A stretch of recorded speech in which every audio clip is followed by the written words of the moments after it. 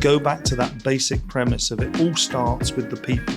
They'll talk about location, and timing, but if you've got the right relationships with the right people, whether that's a joint venture partner, a service provider, an investor, a lender, whatever it might be, you won't necessarily avoid the cyclicality of the industry, but you've got a better chance of seeing your way through it in a considered fashion and living to fight another day. You have to recognise, whether you're a senior advisor, a non-exec, whatever you want to call the role, consultant, you're not there to run the business. And that's where a number of people who move into this sort of non-exec type role fall foul.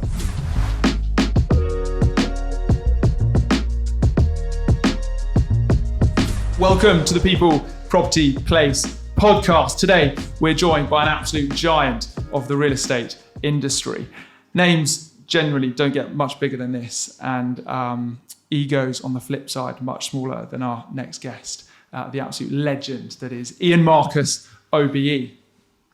Rockbourne sponsored the Cambridge University Land Society, which is how I got to know Ian over the last couple of years, as he is the immediate past president. He sits currently on a number of boards, 12, I am told, in one guise or another.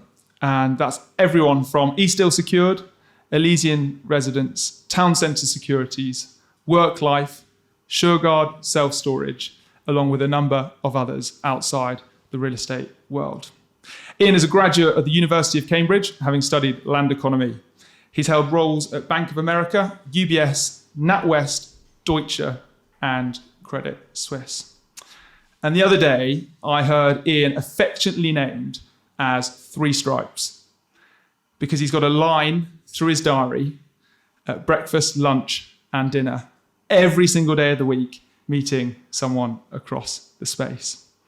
Today is actually the first time I've met Ian not in black tie or wearing a suit. I didn't think he thought this podcast was on video, but I'm genuinely really humbled that Ian is on the podcast, and I'm really excited to get stuck into hearing a little bit more about his views, opinions, career journey and perspective on the market. So Ian, welcome to the podcast. Thank you very much. Great pleasure to be here. Not at all. Well, look, a place that I always like to start these conversations is asking a guest how they got into real estate. So if you're able to cast your mind back a couple of years. It's more than a couple, I'm afraid. It's a long, long time, and it's a well-trodden story now, but it emphasises that I'm a great believer in fate, and things happen for all sorts of reasons. As you mentioned, I was a Cambridge land economist, which I jokingly say it meant I spent more time on the rugby pitch than in the library, but enjoyed the course with some of the greats of our industry now, the likes of Michael Brockman, former chairman of CBRE, Robin Butler, the CEO of Urban and Civic, Noel Manns, the founder of Europa. We were all classmates back in late 70s, early 80s. And as each of them headed to the world of real estate, or as we then knew it, property, before we were too Americanized, I had a different path. I'd spent all 3 summers when I was at university coaching sport in America at the camps that a lot of the kids go to. Loved it, fell in love with the country, fell in love with the people, everything about it, and wanted to go and live there. My brother persuaded me to at least finish my degree, probably the best advice he's ever given me. But when it came to that point when we were applying for jobs, unlike my peers who went to Jones Lang Wootton and Healy and Baker and Richard Ellis, as they were then, I applied to 10 US banks. And you have to remember, put it in context, this is 81, so before investment banks as we currently know them existed. But there were big money center banks in America. Some names still survive, like Bank of America and Citibank. Others have been long since amalgamated, merged, submerged, like Chemical Bank, Chase Manhattan, Continental Illinois, and many others. So I applied to 10 banks. And the fortunate part was those banks only went to Oxford and Cambridge, rightly or wrongly at that time. And I was lucky enough to be offered a handful of roles. And the first was a call from Bank of America, then the biggest bank in the world, then headquartered in San Francisco. And the call went something like, "We'd like to offer you a job. Would you only work in London?" I went, No. I'm from the provinces. I was born and brought up in Bournemouth. And I said, I'll go anywhere in the world for a global organization. They said, I'm thinking, California, this is it. Great. They said, good. We'd like to go and work in Birmingham, which wasn't how I anticipated my career would sort of move forward. It was great for my rugby career. I was able to play rugby at a very high level in the Midlands. And it was great in terms of the exposure it gave me, because one day I was dealing with Midlands metal bashers, and the other day I'd be dealing with Bang & Olufsen or Avon Cosmetics. And this is 80-81 when recession was very bad, particularly in the Midlands. But when anything that was property related came up, they'd go, well, you did land economy, you know all about this.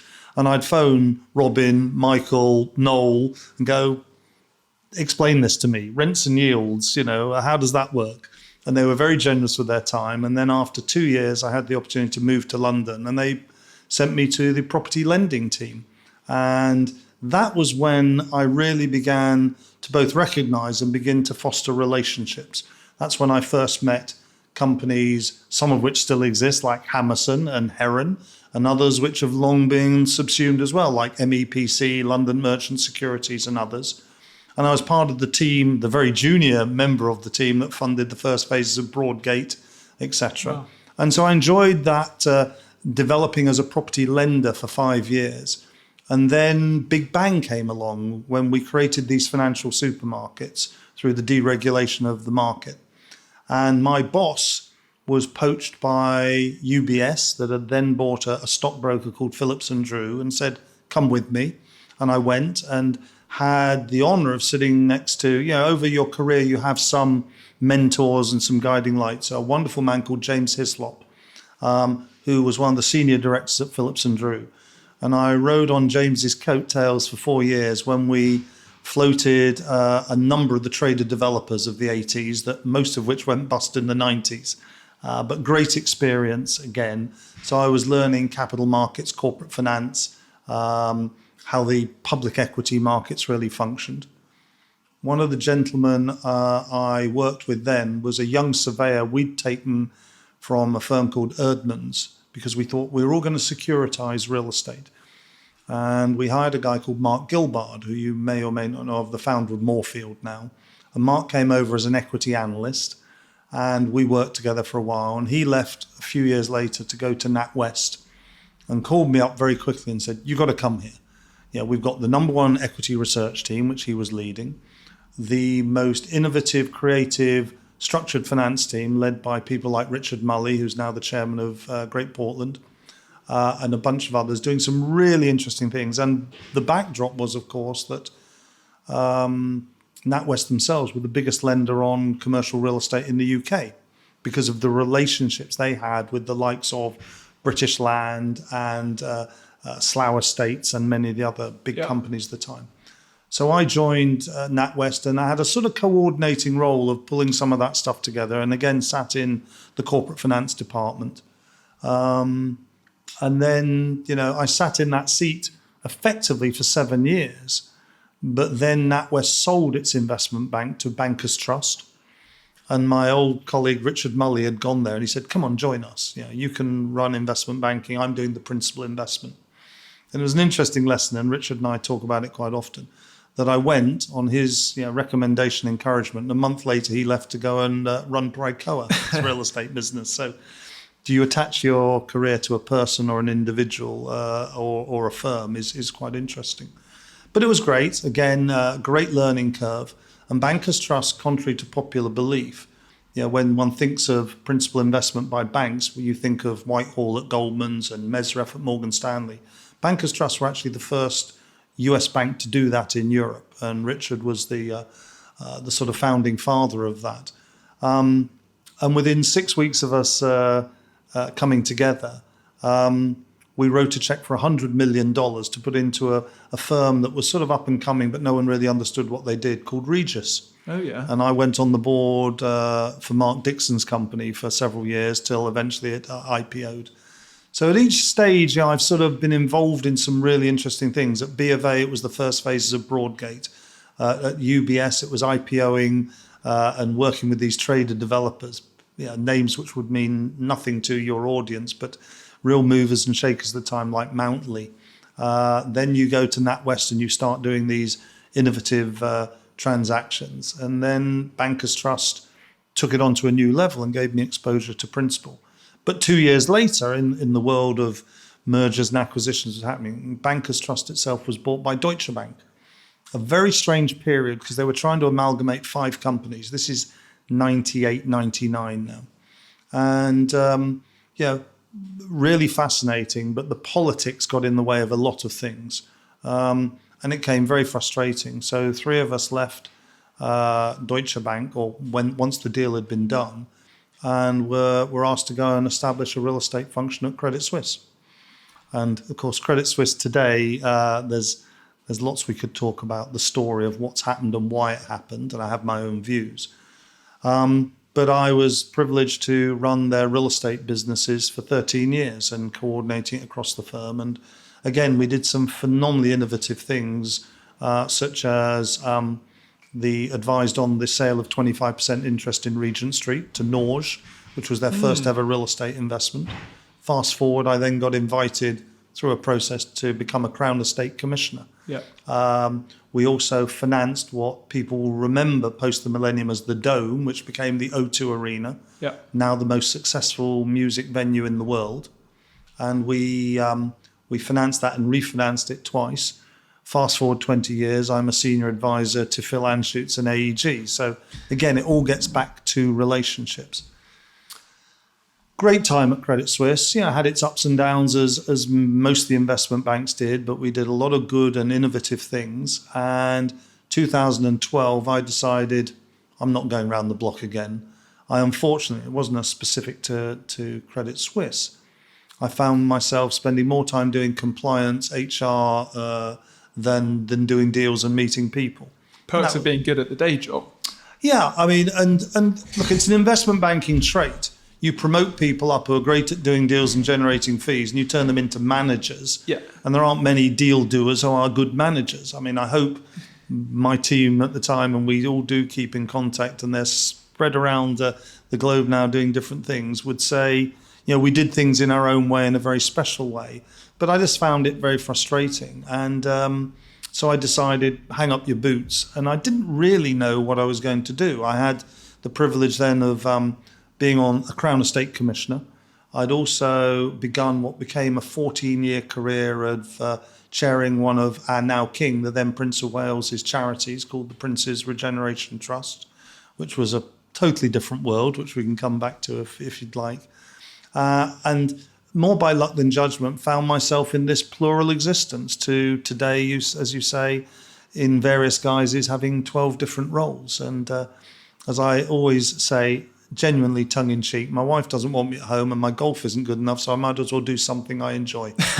So in terms of the career, and that, an amazing way to kind of summarise it very briefly, because that was our concern at the top of this off mic, saying, have we got 4 hours to get through this? Have you always wanted to be on the kind of the debt side rather than necessarily the equity investment piece? Has that been a conscious? I don't think I would look at it more as I've always been more comfortable as an advisor than a principal. And I think and I've done principal investing, as I said, at Bankers Trust, and there are a number of others we can come to. But I am remarkably risk averse. Any money I've got, I give to someone else to manage, or my children spend it. So that's fine, because if I started doing something myself, I'd be looking at screens every day and worrying about it. So I've always felt comfortable fulfilling that role as an advisor. And even today, when you're sitting on a board, essentially the only thing you're not there to do is run the company. You're a conduit for information. You're a fiduciary. You are there to help with blue sky debate. But you have to recognize whether you're a senior advisor, a non-exec, whatever you want to call the role, consultant, you're not there to run the business. And that's where a number of people who move into this sort of non-exec type role fall foul. So my rugby analogy to you would be, it's much better, I'm much more comfortable standing on the touchline, shouting and screaming at the players. And if someone said, put on the boots and show me how it's done, I'd probably run a mile. So It's just always been, I've had offers to be running REITs. I've had offers to go and raise a fund. And I think one of the strengths of anyone, unless you are overtly self-confident, is know what your strengths are, but more importantly, know what your weaknesses are. Amazing. So a lot of advisors get frustrated that they don't have any control and actually want to assume the principal position. And look, I just had lunch today with Mark Mogul of Pinebridge, who was an investment banker. Yeah. Richard Mully was an investment banker. Keith Breslaw at Patron was an investment banker. Most of the guys that are, Mark Gilbard, Moorfield, we talked about. Most of the guys who set up their own private equity firms, even though they now may be part of something bigger, often started on the advisory side. And maybe it's a frustration, maybe it's a sense of I could do that, maybe it's a case of that ability not always turns out how you want, the ability to make considerable capital. But as I say, I've do you have regrets? Should I have turned left here rather than right? No, you can't. And the only thing that when you're an advisor, and it doesn't matter whether you're a banker, a lawyer, an accountant, surveyor, whatever, the only thing you have to be entirely conscious of all the time is the only thing you have to trade is your name and reputation, personally and corporately. I haven't got a balance sheet. I haven't got any assets. So all I really have to offer, God help them us all, is what's between my ears and the relationships and experiences you gain over the time. And I will do anything and everything and encourage all those people that work with me to put that top of their list whenever they're doing. And there's always a temptation, particularly when the markets are as volatile today, is get the deal done or find a way to earn the fee or whatever. And that old adage of you may lose the battle, but you'll win the war, particularly holds true at times like this. So you touched on the fact you went from one role to 12 roles. Can you just talk me through your 12 different roles and then how the hell you fit 12 different roles into you mentioned them, 7 days of the week? You mentioned them, many of them up front. So I have 2 listed companies. I'm now chairman of Europe's largest self-storage business called Shurguard. And maybe just stop there for a second. When I was at Credit Suisse, we made an investment in the former Shurguard, and I won't bore you with all the corporate history. And then the parent was taken over by the giant in America called Public Storage. And I met the then CFO, who became chief exec, who became chairman of Public Storage and still is. And for many years, we had a very good relationship whenever he came to Europe to look after this pimple on their backside, relatively speaking. Public Storage today is a $60 billion company. Wow. And when I retired from Credit Suisse, as I say, in 2012, he called me. No, sorry, apologies. I called him and said, I'm stepping back. And I remember the conversation, remind him of it every time I see him. He said, well, I don't care. Oh, well, that's nice. After all these years of both friendship and working together. I said, why? He said, because one day I'm going to IPO this business and I know where you live. And I'm going, yeah. 5 years later, virtually to the day, this gentleman, Ron Havner, calls me and goes, remember what I said? He said, we're IPOing the business. I'm going to be chairman. You're going to be the SID. Wow. And we IPO'd in 2017. It's now the largest, I say, in Europe with give or take 270 stores in 7 countries. And last year, Ron wanted to step back and asked me if I'd step up to be chair. And I was smart enough, I think, to say, you're not going anywhere. You want me to do the role, fine, but you've forgotten more about this industry than the whole board knows. So we made Ron chairman emeritus. I don't feel, everyone goes, don't you feel threatened by having him there? Not at all. He makes me better at doing my job. So a relationship began 20 odd years ago, today continues on. I started as a banker and investor in it. Now I chair the business. So that's great. The other listed company, as you mentioned, is Centre Securities, which is a regional REIT, really with assets principally in Leeds and Manchester. And I've known the Ziff family for 30 odd years. I was their advisor. The son of the founder, Edward, is chairman and chief exec, is a very close personal friend. So it's probably an inappropriate thing to say, but I see myself more as a conciliary to him and the family because it's a family-controlled REIT. So slightly different issues than some of the bigger, more liquid stocks. So spend a lot of time with them and thinking about they're now at 4th generation as a family, and that creates interesting issues. I've got 2 big private companies. One is AEG, as I mentioned, the owners of the O2 and many hundreds of arenas they own and manage around the globe. I'm on the advisory board of Redevco, which is the Brennick-Meyer family, again, 7th generation. And we sit there, there's a group of us in a more strategic role. It's not the governance of a board, it is an advisory council sort of thing. So 2 large quoted, 2 large private, 2 startups that were startups 5 years ago. One, as you mentioned, Work.life, which is a central London focused serviced office type business, which obviously is very much back in vogue today. 2 young guys who I knew personally through family, and they just said, can you help? Why not? And Elysian, which again is run by a very dynamic, very passionate guy called Gavin Stein, which focuses on senior living. And it's the sort of 4 to 5 star build for sale type product, which, it's jokingly said about myself and the 2 other senior executives that sort of act as his sort of coterie of advice, that actually the only reason we've done it is that we're looking for a perk for the directors in not too long away. You're shrewd enough to write that into your I wish I was that smart. So those are the 6 sort of day jobs that sort of take a lot of time. But then I've got 4 that I'll describe as educational. Cambridge University, you've mentioned, I'm still heavily involved because although succeeded by Dan Nicholson of Great Portland, I promised Dan I would be there to help him. He's got a proper day job, so continue to be active. I was the chair of Wharton's European Advisory Board. Didn't think I could do Cambridge and Wharton, so I stood down, but I'm still on the board there and do a lot. I'm going off to give a guest lecture at Wharton next month, for example.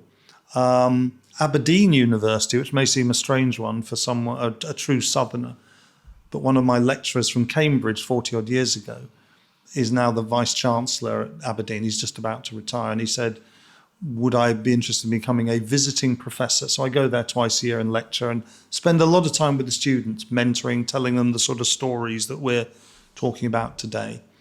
And then last but not least, on the educational side, getting back to my real passion of rugby, I was fortunate enough to play for Saracens many, many years ago, long before the days of professionalism. The owners of Saracens are great friends. They have funded a new high school in probably one of the most deprived areas of North London in Colindale. And I'm now a trustee of that multi-academy trust. And when you see kids who, come, most of them from single-parent families, emigres from Ukraine, Somalia, etc., and you see the life they're leading and the achievements they've been able to do, that's really fulfilling. So I very much enjoy that. So that takes me to 10. There are the 2 others. One is a local authority regeneration body, which, surprise, surprise, is Bournemouth, where I was born and brought up. So you can classify it as the giving back bit. And then last, but definitely not least, is Eastdil. And Eastdil are a unique family. It's less than 500 people worldwide. I was approached by the late founder 10 years ago, 12 years ago, and talked about his aspirations to bring the business to Europe. Would I be interested in helping? And there's lots of stories around how that happened. And so I joined when there were about 10 people in Europe, and now we have, give or take, 150 across 6 offices in Europe. And I don't measure the success of Eastdil as one could or should by revenues, profits, mandates. I measure it by the fact that Eastdil, I believe, now have become part of the fabric of the real estate community. It was a name which 10 years ago, most people have said, who are they? And in their own way, in a very niche way, have established a role and methodologies of doing business that many have now followed. So very proud. And from a selfish perspective, it gives me somewhere to go in the morning, and I'm sitting amongst some of the brightest people in the industry doing some of the most innovative deals, particularly at this time. And therefore, when I turn up to the other 11 jobs, I sound as if I know what I'm talking about. And it's all thanks to those guys at Eastdil. So how do you juggle 12 balls or spin 12 plates? I can tell you quite frankly, it's a lot easier than you think when you haven't got to manage people. And I don't manage anyone. And I had, give or take, 120 people at Credit Suisse, with all the conversations about reviews and comp and budgets and all that. So your time is spent very in a very worthwhile manner. It's sitting as we're talking with old friends, talking about the industry, doing deals, attending board meetings. So the time is full, but much better utilization of that time. And yeah, you get clashes. My principles are very simple, as guided to me by someone much wiser than myself. He said, first come, first serve. If there's a clash, you always give priority to those that pay you. And of the 12 jobs, without it turning into a rather grubby conversation, 6 pay me and 6 don't. And that's fine. That's my choice. And I did say to him, I remember, I said, that's all great. I understand that. But what if it's the Prince of Wales? He said, slight different change of views and rules then. So the small print. Yeah, you do get a little bit of, I've got the board meetings for most of my companies in the diary through 24 and some into 25 already. I'm sure you do. How do you go about selecting which boards or which companies to be associated with? Because to sit on the board of 12, you must be getting 12 approaches every single month for people who want to be associated. You are. I'm very fortunate. Yeah, you do get a number of approaches. It took me 40 years to work this out, and I wish I'd thought about this a lot earlier. But if you look at every one of those roles, and they're very different in scale, complexity, needs, requirements, obligations, but all 12 of those, I can genuinely say have 3 things in common. They're all intellectually challenging and stimulating. So I'm learning every day. That's important. I'm not just going to go somewhere where I'm rubber stamping or just going through the motions. So you hope you're adding value, and similarly, you're feeding off of that. The second thing is, and I've hinted at some of the reasons, a lot of them are people I've known and liked for many, many years. It's a lot easier making a decision if you've known someone for 20 years. It's sort of like the difference between going for an interview somewhere for an hour and everyone puts on a mask, or interning for 6 months. You get a far better understanding of each other. And I've known, I knew the people at the Crown because I'd worked with them. I knew the people at AEG because I'd worked with them. I was on Nick Leslaw's board, Secure Income REIT, before we sold that business. I'd known Nick for 25 years. I've known Edward Ziff for 30 years. And if you get those 2 things, the intellectually challenging, stimulating, and people you know, like, and trust, it should equal fun most of the time. And if it's not fun, why am I bothering? The exception to the rule, and I broke my own rule, was Eastdil in a sense. Because when Ben Lambert, the late founder, first approached me, I knew of them, but I didn't really know the people. But I took a year to get to know them before fully engaging. And they have always said very kindly to me, you took a risk on us. And I say, well, yeah, and you took a risk on me in a sense. So it's worked out, certainly from my perspective, absolutely fabulously. But if you get those 3 things ordered, then it'd be lovely to be asked to be chairman of ABC PLC. But why? It's got to have there's got to be some resonance there. You could say the local authority role was, local authority and fun don't seem to gel very well.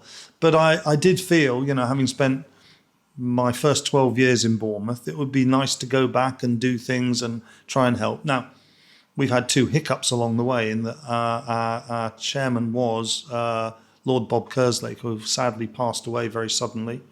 And then there was a local authority elections and the ruling party changed. So one of the things you have to be very conscious of whenever you take on any of these roles, which are termed non-executive, they're non-executive till they're not. And that's normally an event. And it may be more challenging, but it may be good news. It may be you're going to IPO the business, you're going to sell the business, you're going to do something positive. But sometimes it's an event which affects you. And then you realize that monthly or quarterly board meeting turns into something a lot more frequent. And that's when you have to earn your corn. So, or it gives you a slot to open up and have capacity to do something else. Yeah, I mean, as I say, I've Secure Income REIT, the Crown Estate, the Prince's Regeneration Trust, the IPF I've done, the BPF I've done.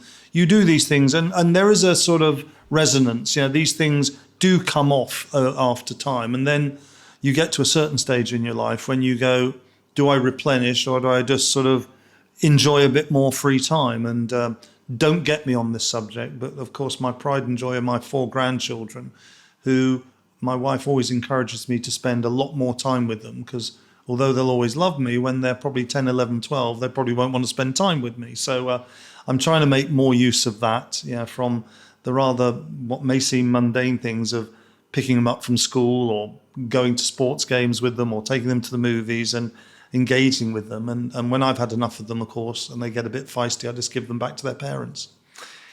Tell me, as you reflect on your career, some of the favourite deals that you've been involved with, because you must have an amazing deal sheet. Yeah, look, it's often those that get away that you are more concerned about. I was talking to someone the other day and I was trying to estimate, but I think that all the IPOs I've looked at, I would say maybe at best 1 in 4 got to the finish line. So there's always a lot of frustration. But I do look back. I mean, I talked about Regent Street. I've talked about the O2. There are other landmark deals I'm very proud of. I suppose one which sort of going full circle is coming back to roost. I spent 2 years of my life at NatWest acting for the Ministry of Defence on the sale of what was known as the Married Quarters Estate, 46,000 properties, that was bought by Nomura for 1.67 billion, then the largest ever deal in the UK. And this, of course, is what many of your listeners will know as Annington Homes, and Guy Hand's Terra Firma is the controlling shareholder. That's yeah. And, here we are 25, 26 years on, and the first rent reviews happened. And there's a little bit of kerfuffle between the government and Terra Firma on enfranchisement, etc. But that was a landmark deal because of its scale. It was the first really structured sale and leaseback, which doesn't seem so innovative and creative now, but at the time was very special. And lots of, excuse the pun, war stories about that deal that went on for 2 years of, trying to understand what the government really wanted, what the Ministry of Defence wanted. And I'd say in my entire career, the scariest thing I've ever had to do, and I've met some fairly feisty individuals over my career, as you can imagine, and I've been in rooms where furniture has flown and it wasn't levitation sort of thing. I had to stand up in front of the Servicemen's Wives Association of trying to explain why we're, as they view it, selling the homes from under them, and then particularly when it was selling them to the Japanese, that was quite momentous. And I do look around, and I have a terrible habit of driving around and saying to my wife, "Oh, you see that building? I financed that one, or we sold that one." And she has no interest whatsoever. But for those of your listeners that live in North London, there's a story which always comes back to haunt me, which is literally I'd been a banker for 3 years, and I was doing a financing of a residential scheme in North London, directly opposite the mosque by Regent's Park, just south of Lord's Cricket Ground. Yeah. And there is a building there which was a Middle Eastern developer that in my banking days we were going to finance. And in those days, it was £20 million, which was real money sort of thing. And I remember going to a dinner, and I was the junior of junior bag carriers amongst the team. And they said, the only thing we haven't done is name the building. And they had a list of names. Now, this year I'm going to celebrate my 40th wedding anniversary, so it tells you when it was. I said, "Oh, Beverly House, that's my fiance's name." And they said, "Okay, we'll call it that." And that was great. And then 3 weeks later, they phoned up and said, "I'm terribly sorry, we've had better terms from Lloyds Bank, they're going to finance it." And it just happens to be on my route home from the West End. So every time we drive past, my wife will say, "Oh, that's the building that's named after me that you didn't finance." Or didn't buy for me. Or didn't buy for her, indeed. So, you get, there are memories like that. But unfortunately, there's also the bit which is there are a number of buildings I've financed which have now been knocked down. I mean, many of the early phases of Broadgate have been replaced. I was heavily involved in the sale of the NatWest Tower, as we would know it, or Tower 42. Heavily involved with Canary Wharf in its various guises through when it was first financed to then the IPO, etc. And things like that. So there's lots of tales along the way. And as I say, as long as you've tried to do what's best by your client, that's all you can really achieve. And only time will dictate whether that's the case or not. Well, I grew up in married quarters, because my father was a helicopter pilot. Really? So, which estate? The main one over in Ipswich, Washington. Washington? Is it Washington? Something. I think Washington, and then Salisbury more latterly. Yeah. And it's difficult to explain. These aren't barracks. These are homes, some of which are behind the wire, some of which aren't. Correct. And we were able to strike a deal with the government, which was a guaranteed release of a certain number of properties each year and a guaranteed minimum they'd occupy and pay rent on. The challenge for the buyer was they didn't know which those would be, and it could be deepest, darkest East Anglia, or it could be Chelsea Barracks or whatever it might be, something equivalent. Yeah. A real landmark deal, and it'll be interesting to see how the next year evolves in terms of what government wants, what Guy Hands will be able to achieve for him and his other investors as well. I know you mentioned you do a lot of talks at universities and certainly the kind of the cohorts that come in through Eastdil and the other businesses. As you look at the market right now, what advice would you give to someone coming in or starting their career? Listen, everyone has to make their own decisions. I've enjoyed a fantastically varied and inspiring opportunity to be involved in a sector, which, to be fair, 40 years ago, I said there was no master plan of this is what I would do. We at Eastdil, alongside our friends at Tristan and Goldman Sachs and others have joined, have been working with an organisation called SEO, which is an inspiring US organisation, which is about bringing youngsters, particularly from deprived and minority backgrounds, into our industry. And we have a whole separate podcast about DEI and what that means and what we're trying to do, to which the answer is still not enough, to be fair. And I had to speak to the opening lecture each year. For some reason, I'm asked to give. So you've got 400 students online, and some of them are just graduated from high school, some are at university, etc., to begin to explain to them what our industry does and the contribution it makes. And it was fascinating to me. So I spoke for about 40 minutes, all with pictures, and then I did about half an hour of questions. All the questions from that group were about sustainability and climate change, except for some which were about cryptocurrency, which I did like any politician, just sort of ignored. And so it shows that next generation are thinking in a different way. But what I'd say is one of my big messages there was their intuitive understanding of the real estate industry is, I'm going to work on a building site or I'm going to be an estate agent. And you and I are two testimonies to the fact that there are many different roles servicing that industry and roles within it. So a lot of the talk is, this is the passage that a piece of real estate goes through. These are the various roles people can fulfill. This is the contribution we as an industry can make to the built environment, to levelling up, to placemaking, to savings, etc. Trying to give them that broad perspective. So, I think that I'd say a number of things to people that are just coming in or have been in the industry for a few years. Firstly, in today's market, don't be too concerned. This is not the GFC. This is the normal cyclicality that I've seen now 4 or 5 times. There are some structural changes that, of course, go alongside that. That since my day, I suppose 3 things have really changed. One is the definition of real estate, which we used to call property, but let's call it real estate now. And when I started, it was really offices, shops and industrial. And now look at some things I'm doing and look at how the definition has changed from self-storage and senior living to leisure to data centres and cell towers and student accommodation. So the definition has changed. So that's interesting for them. And some are much more about social impact that they can make as well as just economic returns. The second thing is it's now a global industry. True, the real estate is local. You can't pick up this building and take it somewhere else. So we're working in a global environment, and global capital will arbitrage where those opportunities are. And that's interesting and fascinating. Half the real estate in the City of London is owned internationally, but it's difficult to describe what that is. If you look at someone like British Land or Land Securities, half of their shareholders are non-British. So the lines have become very blurred, and it's a global environment we operate in. And the third is obviously the impact of technology, how that's changing what we do and how we deliver it. And let's please not get into a debate about AI, but obviously it will seriously impact on how our industry evolves. But it's that ability to obtain and analyze data, recognizing that the days of landlord and tenant have gone.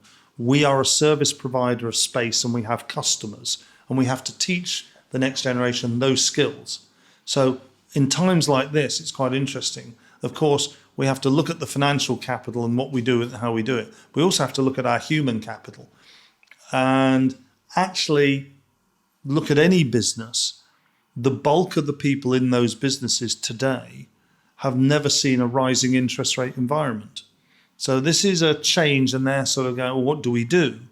And you try and give them peace of mind that you need to adapt, you need to think, you need to be more strategic. But actually the fundamentals of there'll always be a real estate market, who owns it, how it's financed, what we do with it will change. But unless we're moving to an entirely virtual world, God help us, then it's a fascinating business to be in. But the one point I'd make is go back to that basic premise of it all starts with the people. They'll talk about location, and timing.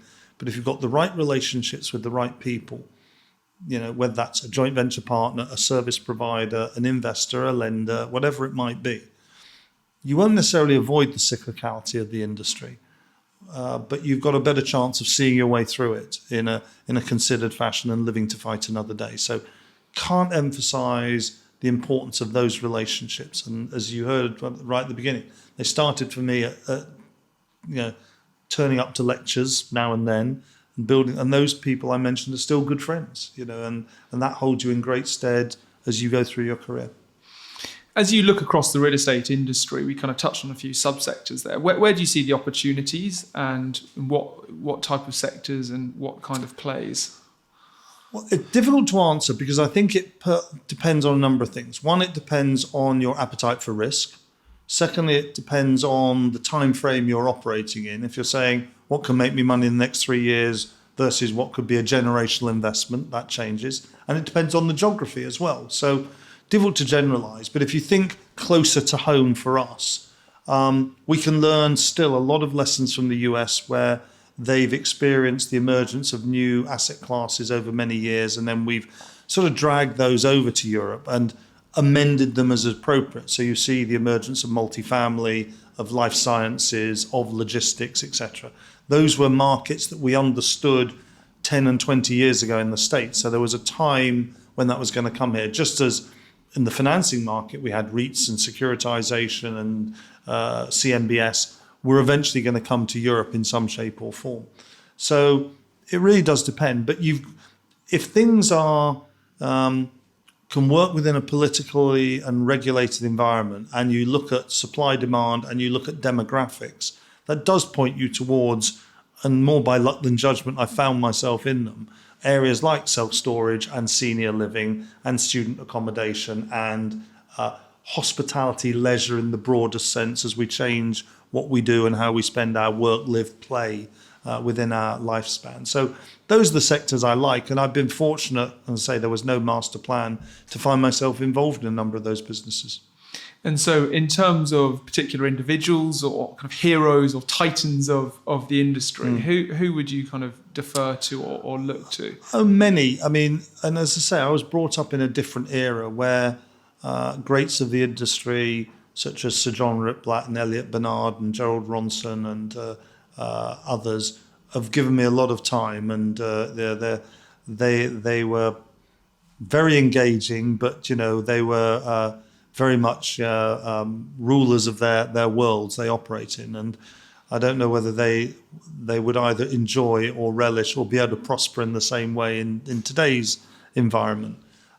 You look at more modern day characters, and a lot of the private equity players have become good friends, but I look at people, they're great characters in their own way, like Keith Breslaw at Patron, and Jim Garman at Goldman Sachs, and Richard Croft in his own very challenging, very amusing way. Just brilliant visionaries. And you come across other people like Mike Slade, one of the great characters of our industry, and he hasn't been well, so I wish him wishing all the best. So you come across those. Sam Zell in America, who unfortunately passed away recently, gave me a lot of time and a great visionary in his own way. Not called the grave dancer for nothing sort of thing. Well, he was when everyone's looking right, go left. Correct. Yeah, it was skate to where the puck's going to be rather than where it is would be the analogy. And I've got to say Ben Lambert, the founder of Eastdil, because he treated me with such grace and such dignity, and as really was the founder of our industry. You know, here's a man that in 1967 said, there are two separate worlds of real estate and capital markets, and they don't talk to each other. I'm going to bring them together and create a real estate investment bank. The term I've used my entire career, and here's the man who invented it. So you're very fortunate to meet people like that. So phenomenal experience, and I try and ensure that the old adage is true: be nice to people on the way up, because you never know when you're going to bump into them on the way down. Outside of the day-to-day and the boards, do you still have time for golf and rugby and the other bits that you enjoy? And do you reflect on learnings? I know you don't like dwelling on things in the past, but do you reflect and have any learnings on maybe what you could have done differently or should have done differently or prioritised along the way? You can always bemoan the fact, and I won't mention which firms, job offers I'd had and I turned down. You go, was that smart or not smart? And opportunities. You can only deal with what's in front of you. So I love the stories of the past, as I've shown over the last few minutes, but you want to look to the future and what that means. Sport has always been very important to me as a player and now more as a spectator. And I think there are a lot of analogies, and some will go, well, that's typical sort of boyish commentary, but it's true. I was lucky enough, I was a rugby player, a cricketer, and a footballer. And I wasn't necessarily by any means the best player in the team, but it seemed somehow I ended up captaining most of the teams I played in. And I do believe you can transfer a lot of those skills from the changing room to the office. Maybe not the language and maybe not the smells, but the art of good captaincy is how to get the best out of your team. And we all know that there are some players that need an arm round them, metaphorically speaking, cajoling, encouraging. There are others who need a kick up the backside to be told to get on with it. And every team has a maverick. And they can win you the game or lose you the game. And the skill there is to give them enough room to do what they do best and not constrain them, but make sure they don't blow up the team, the firm. And I think, as I say, a lot of those skills are readily transferable. And it's interesting, the guy who runs Eastdil in Europe, Jim McCaffrey, Mac, used to play for the Boston Celtics. And a lot of what we talk about is always a sporting analogy in some shape or form. So I still love my sport. This past weekend was particularly challenging because I was home alone and had to decide between the football, the golf and the rugby, and I managed to get all three in, which was great. So I'm still an avid Saracens fan, as well as being involved in the club, as I said, through the high school. And I managed to encourage my two grandsons, even though they're only 4, they love it. They come, they watch, and it's 5 minutes from home, so it makes life easy. And their attention span at that age and knowledge is just remarkable. And on November the 4th, they don't even know this yet, they're going to be the mascots at the Saracens-Leicester Tigers game, which will be great. We are a split family. Half the family are rabid Chelsea season ticket holders and half are Spurs. Oh, wow. So the only thing we all agree on is our dislike for Arsenal. So sport still features very heavily. Golf, I'm a rugby player that plays golf. So I can hit the ball a long way, but rarely in the right direction. And the reason, as you commented up front, this is the first time you haven't seen me in a either a dinner suit or a lounge suit, is I had major shoulder surgery 6 months ago. And I still have to have physio once a week intensively, and it'll probably be another 6 months rehab. So that's very frustrating. But as my wife said, you had the 25 years of fun, now comes the pain. So sort of goes with the territory rather. But I think there's a lot of crossover between what you do as a business and what can happen in a positive way on the sports field. Well, Ian, you've had a phenomenal career. There's so many learnings that you've shared today that I'll take away and learn and look to, and I know that the listeners certainly will as well. A question that I ask everyone who comes on the podcast is, if I gave you £500 million worth of equity, who are the people, what property and which place would you look to deploy that capital? If my wife and children and grandchildren haven't spent it and I've still got some left to deploy. I mean, it was very interesting the way you phrased that question. I know it was deliberate. You started with, who are the people?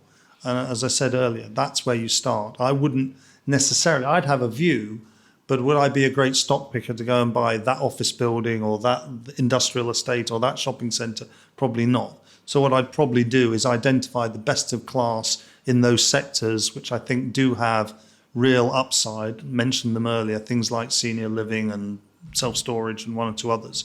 Find the best of breed and back them. It doesn't matter to me whether it's public or private. It's all about getting the people decision right. So get the people decision right, and then that'll flow through to the property and then the place. Fingers crossed. And the cynic in you, if you were to lend the money, how would you kind of approach that task? If you had £500 million worth of debt to lend, what would you be looking at lending that against? Well, I'm right trying now? as best as I can. One of my hobby horses at the moment is to stop using words like equity and debt. It's just capital. It's on a continuum. You have to analyse where you think you want to be on the risk-reward spectrum, and as I said earlier, the time frame you operate in. So I wouldn't label it. I mean, funnily enough, you speak to people today, and sometimes the return you can get on what people classify as debt is better than the return you can get on equity. And you might find there's some really interesting places on the capital stack to make things work that, as I say, can offer you a really interesting return, but you're not at the high risk end of that spectrum. So yeah, stop using words like debt and equity and think about the capital and the return you want from it. Amazing. Well, look, Ian, thank you so much for joining me. I've really appreciated this conversation, and I hope next time you'll dress up for me when we meet. White tie and tails will do next time. All right. Well, Ian, all the best, and Thank I you. hope the shoulder gets better and you get out on the golf course and find time for the 12 jobs that you manage day to day. And for the grandchildren. And for the grandchildren. Thank you for your time. Appreciate it. Thanks for listening to this week's episode of the People Property Place podcast. If you found it insightful, feel free to share it with a friend or colleague. Give us a rating, like, or comment. It helps tremendously. It'd be great to hear from you on LinkedIn. I'm super open-minded to recommendations of guests that we should have on the show or areas of the market we should explore further. So do drop me a message. The People Property Place podcast is powered by Rockborn. The team recruit leadership and future leadership hires for real estate owners, funds, investors, and developers. So if you're looking to hire top talent for your business, head over to the website www.rockborn.com, where you'll be able to find a wealth of information, or feel free to drop me a message on LinkedIn. Have a great day wherever you are, and I look forward to catching you next time.